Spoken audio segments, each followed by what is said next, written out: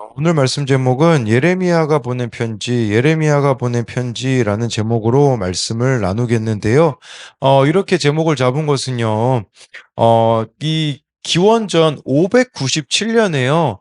이 남유다 백성이, 하나님의 백성이, 남유다 백성이 바벨론의 1차로 포로로 잡혀간 상황이었습니다. 그러니까 이미 지금 바벨론으로 갔으니, 바벨론 뭐 거의 뭐 한 1000km 정도 떨어져 있죠. 거기에 가서 적응해서 산다는 것은 얼마나 힘든 일이었겠습니까? 그리고 생각해 보십시오. 그 당시는요, 신에 대한 개념이 어떤 개념이었냐면, 강한 신이 약한 신을 지배한다라는 개념이었거든요. 근데 바벨론에 지금 남유다 백성이 포로로 잡혀가면요, 무슨 생각을 하겠습니까? 우리가 믿는 이 하나님이 바벨론의 신 마르둑보다 약한 게 아닌가? 뭐 이런 생각도 들고 참 적응이 힘들었겠죠. 그런데 예레미야에게 이 편지가 보내지는 것은 하나님이 예레미야를 통해 보내게 하신 거잖아요. 그러니까 그것이 그들의 생각이 틀리다라는 거죠. 잘못되었다라는 것이에요. 거기에서 하나님이 허락된 것이 있기 때문에 허락하신 것이라는 것을 보여주는 것인데 이 편지의 내용이 어떠한 것인지 우리가 같이 살펴볼 텐데요. 첫 번째로는요, 예레미야가 보낸 편지는 바벨론에 사로잡힌 현실을 잘 살아가는 것입니다. 1, 2절인데요. 선지자 예레미야가 예루살렘에 이 같은 편지를 느부갓네살이 예루살렘에서 바벨론으로 끌고 간 포로 중 남아있는 장로들과 제사장들과 선지자들과 모든 백성에게 보냈는데 그때는 여고니아 왕과 왕후와 궁중 내시들과 유다와 예루살렘의 고관들과 기능공과 토공들이 예루살렘에서 떠난 후라. 그래서 지금 예레미야가요, 이제 편지를, 지금 바벨론에 이미 1차로 잡혀간 사람들에게 보내고 있습니다. 그래서 편지를 보낸 시기는, 주전, 아까 제가 말씀드린 597년에 느부갓네살이 뭐 2절에 나와 있는 여고니아, 이 사람은 여호야긴 왕이라고도 하죠. 그 다음에 뭐 왕후라고 나와 있는데 황태후입니다. 황태후와 궁중 내시 또 고관들 기능공 토공들이 이제 바벨론에 포로로 잡혀간 지 얼마 되지 않은 시점이었습니다. 어느 역사 기록에 의하면요. 예레미야가 편지를 왜 보냈는지를 이렇게 설명하더라고요. 그것은 포로로 잡혀간 2절에 나와 있는 이 사람들이 있잖아요. 포로 생활에 적응하지 못하고 바벨론에 저항하며 살았기 때문이라고 합니다. 그래서 어느 역사 기록에 의하면요. 주전 597년, 주전은 여러분 반대로 보셔야 되는 거 아시죠? 597년에 잡혀갔는데 595년, 594년에 바벨론에 폭동이 일어났다고 합니다. 포로로 잡혀온 이 타국민들이 억압을 견디지 못하고 폭동을 일으킨 거죠. 그래서 바벨론은요, 폭동을 진압하고 선동자들을 처형하였습니다. 그래서 1절에 보면 남아있는 장로들과 제사장들, 남아있는이라고 표현을 한 것은 아마 반란을 주도하다가 처형당하고 남은 유다의 지도자들이라고 할 수가 있는 것이에요. 그들을 향하여서 이렇게 편지가 보내지게 되는데요. 이 편지를 누가 전달하냐? 3절에 보면요. 유다의 왕 시드기야가 바벨론으로 보내어 바벨론의 왕 느부갓네살에게로 가게 한 사반의 아들 엘라사와 힐기야의 아들 그마랴 편으로 말하되 이 편지는 느부갓네살에게 지금 그 당시 남유다 왕이었던 시드기야가 지금 친선 사절단으로 사신 보낼 일이 있었는데 그 두 사람에게 예레미야가 이 편지를 같이 전달하였다라는 거예요. 근데 이 사람들이요. 이렇게 보면요. 아버지의 이름이 나와 있어요. 사반의 아들 엘라사, 힐기야의 아들 그마랴 이렇게 나와 있거든요. 이 사람들이 어떤 사람들이라고 볼 수가 있냐면 열왕기하 22장에 보면요. 고급 관리였던 사반 대제사장 힐기야가 나오는데 그 당시 남유다 왕이 누구였냐면 요시야라는 왕이었습니다. 이때 어떤 일이 벌어지냐? 종교개혁이 일어났었거든요. 그 종교개혁을 도왔던 사람들이 사반과 힐기야였다라는 거예요. 그런데요, 지금 세월이 흘렀거든요. 근데 그들의 후손들도, 자녀들도 여전히 하나님 편에 서서 돕는 일들을 감당하고 있다라는 거죠. 그런 의미로 보면요. 여기 사반과 hil기야는 성공한 인생이 아니었을까요? 자신들이 가진 이 신앙을 자녀들에게 전수를 하였다라는 거겠죠. 네, 그래서 이렇게 현실은 참 상황은 참 달라졌지만 하나님을 섬기는 모습은 여전하였다라는 것을 보여주고 있는 거죠. 여러분 우리도요 뭐 현실이 너무 어렵기 때문에 지금은 뭐 하나님 믿기가 어렵다. 이 3절을 통해서 알 수 있는 것은 아니라는 거죠. 저도 마찬가지인 것 같아요. 지금 다음 세대 사역하기 힘들다. 그것도 핑계에 불과할 수가 있는 것이겠죠. 왜냐하면 하나님이 여전히 함께하고 계시기 때문에, 그렇기 때문에요. 네, 이렇게 지금 이들이 현실을 믿음으로 잘 살아내고 있는 자들이라고 할 수가 있으며 신앙의 전수가 잘 이루어졌음을 이 3절에 나와 있는 사람들을 통해서 알 수가 있습니다. 5절부터 7절에는요. 너희는 집을 짓고 거기에 살며 텃밭을 만들고 그 열매를 먹으라. 아내를 맞이하여 자녀를 낳으며 너희 아들이 아내를 맞이하며 너희 딸이 남편을 맞아 그들로 자녀를 낳게 하여 너희가 거기에서 번성하고 줄어들지 아니하게 하라. 너희는 내가 사로잡혀 가게 한 그 성읍의 평안을 구하고 그를 위하여 여호와께 기도하라. 이는 그 성읍이 평안함으로 너희도 평안할 것임이라. 이 5절부터 7절이 의미하는 게 뭐겠습니까? 먼저 5절에요.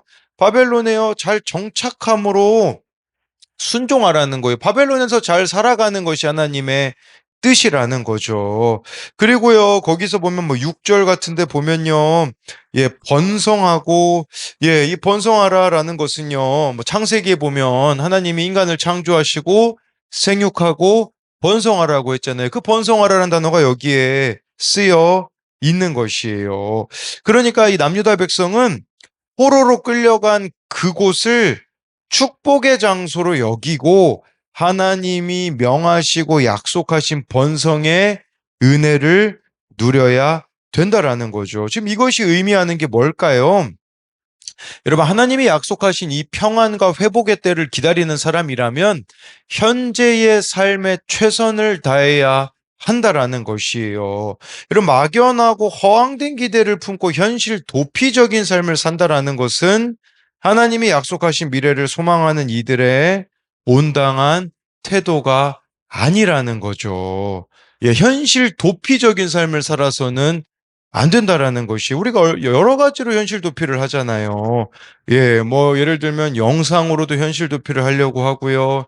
그 어떤 것으로 현실 도피를 하려고 하는데 오늘 어느 청년에게 저에게 아침에 연락이 왔어요. 보니까 네, 또 부모님이 이렇게 차를 사주셨다라고 이제 자랑하려고 저에게 연락이 온 거죠. 근데 이제 나이가 지금 뭐 20살밖에 안 됐는데 이제 차를 샀다라는 것을 듣고서는 제가 좀 분위기를 깨는 이야기를 했습니다. 뭐라고 이야기했냐면 그래서 너 8월에 보게 되는 그 검정고시 시험은 어떡할 거니?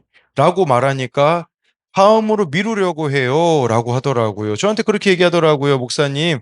목사님, 제가 차를 태워드릴게요. 라고 해서 제가 했던 얘기가 뭐냐면, 목사님이 너에게 원하는 것은 그 차를 태워주는 게 아니라, 검정고시 합격증을 가지고 오면 나는 너무 기뻐할 것 같다. 라고 이야기를 해줬거든요. 무슨 말이냐면, 현실 도피하지 말라는 거죠. 고등학교에 새 시간을 채워야 될 의무가 있는 거잖아요. 근데 우리가 이렇게 현실 도피적으로 그냥 좋은 게 좋은 거지 이런 식으로 떼워 넘기기 할 때가 우리들에게도 얼마나 많이 있습니까? 평안해 보이거든요. 근데 그 진짜 평안이 아니라는 것을 알아야 되는 것이겠죠. 진짜 평안이 뭡니까? 7절에 나와 있잖아요. 바벨론에 잘 사로잡혀 있는 게 진짜 평안이라는 거예요. 지금 하나님이 우리에게 사로잡힌 시간들을 허락하고 있거든요.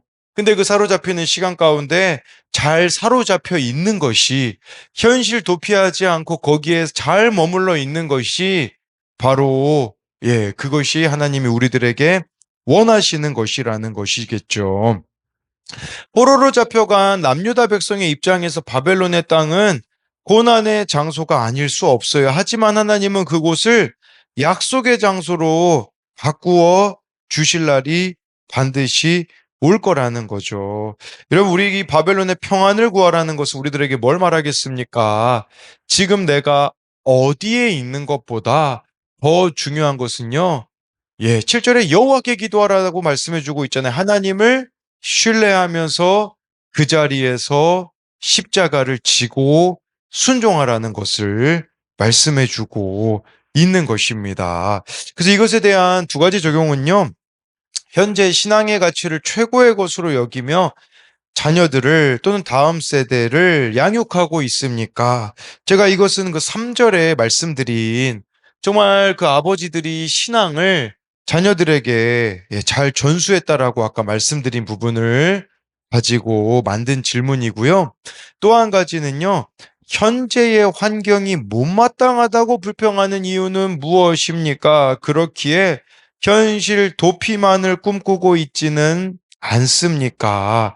현재의 자리에서 평안을 구하며 기도해야 할 일은 무엇입니까? 여러분, 현실을 잘 살아내는 것이 하나님이 원하시는 것인데, 우리는 참 막연함 가운데 허황된 꿈을 꾸고 있지 않는가? 이제 그것을 묻는 질문이라고 할 수 있습니다. 두 번째로는요, 예레미야가 보낸 편지는 하나님이 정하신 때가 있다는 것입니다. 8절 9절에요. 만군의 여호와 이스라엘 하나님께서 이와 같이 말씀하시나 너희 중에 있는 선지자들에게 점쟁이에게 미혹되지 말며 너희가 꾼 꿈도 고지 듣고 믿지 말라. 내가 그들을 보내지 아니하여서도 그들이 내 이름으로 거짓을 예언함이라 여호와의 말씀이니라. 그 바벨론에게도요 거짓 선지자들 점쟁이들이 있다라고 말씀해주고 있는 거죠.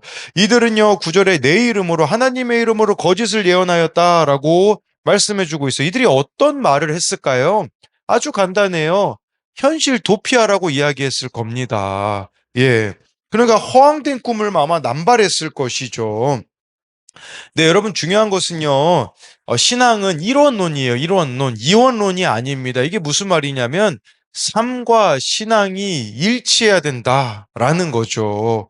그런데요. 또 이렇게 신앙이 잘못된 사람들을 보면요. 치우친 사람들이 있어요. 정말 내가 집중해야 되는 것에 집중 안 하고 있는 사람이 있죠. 저도 잘못 생각했을 때 다음 세대들이 교회를 떠났을 때 제가 어떻게 했습니까? 외부 사역에 집중했거든요. 저를 인정해 주는 곳을 찾아다녔거든요. 근데 제가요, 정말 그게 잘못된 것을 깨닫게 되고 난 후에는 외부 사역을 다 정리했거든요. 아, 내가 지금 집중해야 되는 것은 이곳이구나. 아, 내가 지금 집중해야 되는 것은 배우자의 구원이구나. 자녀의 구원이구나. 그걸 따르는 것이 바른 길이라고 할 수 있겠죠. 근데 이 거짓 메시지는 뭡니까? 자꾸 삶과 신앙이 분리되어져요. 삶 따로, 신앙 따로. 거짓 메시지인 거죠. 그리고요, 십자가 없는 성공을 남발합니다. 이걸 성공복음이라고 하잖아요. 십자가는 지지 말라고, 행복한 게 중요하다고 말하는 그런 거짓 메시지가 있다라는 거죠. 여러분들의 마음을 불편하게 한다고 할지라도요, 진정한 참된 메시지는 뭡니까? 회개하라는 것이에요. 정말 말씀을 통해서 불편하더라도 내 죄를 보고 돌이키라는 것이겠죠. 그게 바로 참된 하나님이 우리에게 주시는 말씀이자 메시지라고 할 수 있죠. 10절에 보면요. 여호와께서 이와 같이 말씀하시니라 바벨론에서 70년이 차면 내가 너희를 돌보고 나의 선한 말을 너희에게 성취하여 너희를 이곳으로 돌아오게 하리라. 예레미야는요, 70년 포로 생활이 끝나면 이루어질 일들을 가르쳐 주고 있습니다. 여러분, 근데요, 제가 아까 7절에서 아까 설명을 안 드렸는데, 7절 앞부분에 뭐라고 나오냐? 너희는 내가 사로잡혀 가게 한 그 성읍이라고 했어요. 내가 사로잡혀 가게 했다. 여러분, 바벨론에 잡혀간 것은 바벨론이 강해서가 아니래요. 하나님이 남유다 백성을 바벨론에 포로로 잡혀가게 했다라는 것은 바벨론은 하나님의 심판의 도구였다라는 거죠. 남유다 백성들을 돌이키게 하는 도구였다라는 것이고 뿐만 아니라 여러분 10절에도요 하나님의 주권이 드러나 있잖아요. 여러분, 이거는요, 하나님이 하시지 않고서는 불가능한 말씀입니다. 지금 포로로 잡혀간 지 얼마 안 되는 하나님이 분명히 말씀하세요. 야, 너희들 있잖아. 70년이라는 이 세월이 차면 70년이 의미하는 게 뭘까요? 성경에서요, 70년은 7 곱하기 10이잖아요. 7하고 10이 완전수거든요. 완전한 하나님의 때가 차면 다시 돌아오게 하시겠다라는 거죠. 여러분, 바벨론의 이 포로 생활 가운데도 완전하신 하나님의 그 때가 찰 때까지 우리가 해야 되는 것은 뭡니까? 인내해야 되는 것이죠. 그렇게 잘 인내하고 있으면요, 회복되어질 때가 있다라는 것을 말씀해 주고 있는 거죠. 70년이라는 것을 생각해 보면 누군가에게는요, 아, 이거 너무 긴 세월이다. 이런 생각이 들지 않겠습니까? 그런데 이 70년은요, 가장 좋은 시간에 가장 좋은 상태로 조국으로 돌아가게 하시려는 하나님의 계획이 담겨져 있는 것입니다. 그럼 만약에 어제 말씀에 막 거짓 선지자들은 2년 만에 돌아갈 거다 그랬잖아요. 2년 만에 돌아갔으면 어떤 일이 벌어질까요? 그들은 죄를 회개하지도 않고 여전히 죄악을 저지르면 남유다 백성들은 살아갔을 겁니다. 문제 해결만 되었기 때문에 삶은 바뀌지 않았을 거예요. 하나님을 온 마음으로는 찾지 않았을 거라는 것이죠. 그리고 하나님은 속지 않으신 분이라는 거죠. 여러분, 이게요, 지금 뭐 여기에만 해당됩니까? 이스라엘 백성들이 그 430년 동안 애굽에서 종살이 하잖아요. 출애굽하고 나서 왜 하나님은 바로 가나안 땅으로 안 들어가게 하셨을까요? 광야 40년이라는 세월을 겪게 하셨거든요. 그 이유는요, 바로 들어가면 어떻게 될지 알거든요. 그냥 가나안의 그 문화에 흘려 떠내려갈 존재라는 걸 알았기 때문에 40년이라는 광야 생활을 허락하셨듯이 이 70년이라는 세월도 있잖아요. 이 남유다 백성들 머릿속엔 어떤 생각이 있었냐면요. 하나님은 예루살렘에만 계신다, 성전에만 계신다, 이런 생각이 있었거든요. 근데 바벨론에 70년 동안 살면서 이들이 뭘 경험하게 됩니까? 크신 하나님을 경험하게 되는 거죠. 아, 하나님은 바벨론에도 계시는 거구나. 그러면서 이들이 또 70년이라는 세월을 통해서 자신의 죄악을 돌이키게 하시는 것이겠죠. 그래서 그 70년이 하나님이 70년을 통해 진짜 원하시는 것이 무엇인지가 11절부터 13절에 나오거든요. 여호와의 말씀이니라 너희를 향한 나의 생각을 내가 안 하니 평안이요 재앙이 아니라 너희에게 미래와 희망을 주는 것이니라. 너희가 내게 부르짖으면 내게 와서 기도하면 내가 너희들의 기도를 들을 것이요 너희가 온 마음으로 나를 구하면 나를 찾을 것이요 나를 만나리라. 네, 이 11절에 보니까요.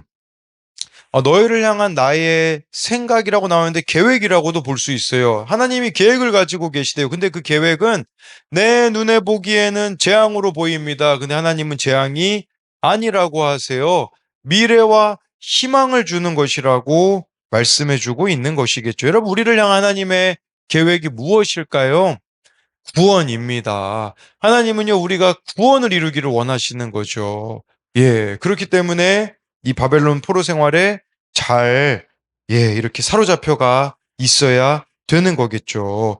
예, 그래서 미래와 희망을 주는 것이라고 약속하시면서 바벨론에서 이들이 해야 되는 게 뭡니까? 이 12절, 13절에 나와 있잖아요. 너희는 내게 부르짖으며 내게 와서 기도하면 내가 너희들의 기도를 들을 거라고 말씀해 주고 있어요.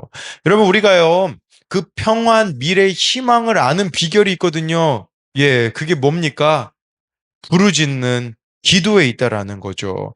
눈에 보이는 형편에 속지 말고 하나님 아버지의 마음을 기도로 구하십시오. 그러면 하나님은 우리들을 통하여서, 예, 우리를 살리시고 주어진 현실을 살아갈 수 있는 힘을 주시겠다라는 거죠. 그 바벨론 70년 왜 하나님이 허락하시냐? 13절에 나와 있어요. 너희가 온 마음으로 나를 구하면 여기에 목적이 있는 거예요. 예, 우리가요, 바벨론의 포로로 잡혀가지 않으면요, 그 경험을 하지 않으면 우린 하나님께 전심이 되지 않거든요. 그러니까 이 70년이라는 세월 통해 하나님이 원하시는 것은 전심인 것이거든요. 그래서 여러분들이 우리들에게도 필요한 것은 뭐냐면, 예, 하나님이 온 마음으로 자신을 찾기를 원하신다라는 거죠. 그런 의미로 볼 때요. 우리가 하나님께 전심이 될 때 바벨론 포로 생활이 끝날 수가 있는 거예요. 그럼 왜 자녀들이 우리를 힘들게 합니까? 아직 내가 하나님께 전심이 아니기 때문이에요. 왜 배우자가 지금 하나님께 돌아오지 않음으로 나를 힘들게 합니까? 내가 하나님께 전심이 아니기 때문이거든요.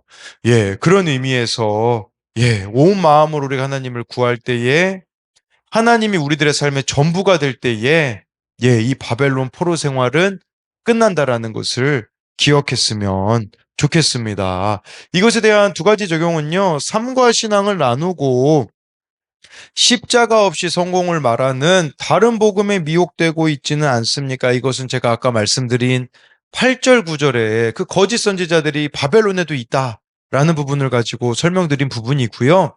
예, 또 한 가지는요. 바벨론에 사로잡힌 기간에 내가 인내하면서 기도해야 할 것은 무엇입니까? 아까 그 부르짖는 거 있잖아요. 넌 내게 부르짖으라. 여러분들이 지금 부르짖어야 될 예, 그 기도 제목이 무엇이 있는지를 묻는 것이고요. 온 마음으로 하나님을 만나고 있습니까? 정말 여러분들이 하나님 없이는 단 하루도 살 수 없는 예, 그런 분들이 되었으면 좋겠습니다. 기도하겠습니다. 살아계신 하나님 오늘 말씀에 정말 이 바벨론에 포로로 잡혀간 사람들이 적응하지 못하고 있는 모습을 보여줍니다. 아마 그들은 실패감에 빠졌을 겁니다. 이 바벨론 그 신 마르독보다 내가 믿는 하나님이 약한 게 아닌가. 그런 의문을 가지고 적응하지 못하고 있는 그들에게 하나님은 바벨론이 강해서 너희들을 포로로 잡아간 게 아니라 내가 사로잡혀가게 한 거다라고 하나님이 말씀하십니다. 하나님이 우리들의 인생에 바벨론에 사로잡히는 시간들을 허락하셨다라는 것을 기억함으로써 우리가 현실 도피하지 않고 주어진 현실에 정말 말씀과 기도로 하루하루를 잘 살아가게 하여 주옵소서. 하나님 또 오늘 말씀해 보니까 하나님이 바벨론 포로 생활을 허락하신 것은 우리가 하나님께 전심이 되기를 원하시기 때문이라고 말씀해 주고 있습니다.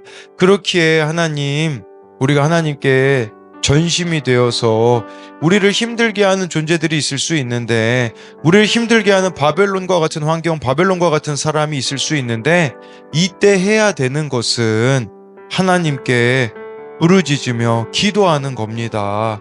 뿐만 아니라 예레미야를 통해서 이 편지를 하나님께서 보내신 것처럼 이 편지가 뭡니까? 바로 말씀입니다. 그렇기에 날마다 말씀과 기도로 하나님께 온 마음이 되어서 전심으로 나아가게 됨으로써 하루하루를 살아낼 때에 우리를 향한 하나님의 계획이 하나님의 때에 하나님의 방법으로 신실하게 이루어지게 하여 주실 것을 믿으며 주어진 이 바벨론의 때를 잘 살아내는 우리들이 되게 하여 주실 것을 믿으며 살아계신 예수님 이름으로 기도드립니다. 아멘.